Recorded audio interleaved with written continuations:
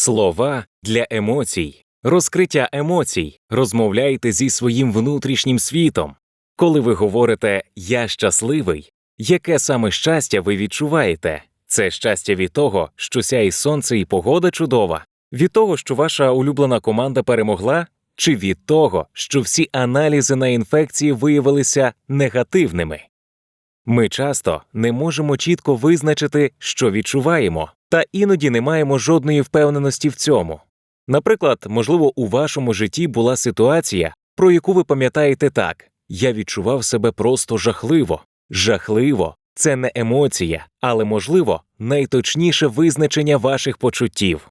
Знайти правильні слова для пояснення свого самопочуття не завжди просто і легко.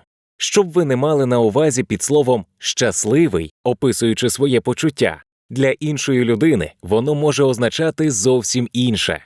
Хоча слово «щасливий» має життєствердне, оптимістичне значення для більшості людей, для деяких відсутність стресу і причин для турботи – це вже щастя.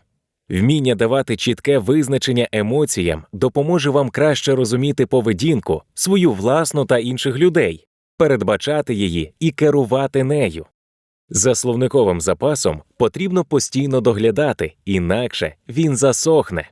Зауважуйте та називайте свої емоції. Почніть з того, щоб помічати, як ви себе почуваєте в різних ситуаціях. Чи можете ви назвати емоцію, яку відчуваєте?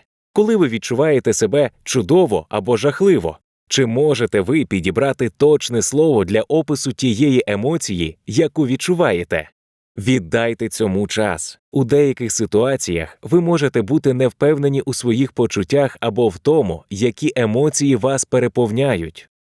Дайте собі хвилинку подумати про це. Дозвольте думаючій частині вашого мозку включитися в процес і усвідомити власні почуття в певній ситуації, щоб адекватно реагувати на неї, включивши емоційний інтелект. Роздратований, захоплений, байдужий – які слова частіше за все використовуєте для опису своїх почуттів? Подивіться на значення цих слів у словнику або в інтернеті. Ви згодні з ними? Чи відображають ці слова ваші почуття? Чи ви вкладаєте в них інший зміст? Створюйте свій емоційний словник. Розширюйте словниковий запас.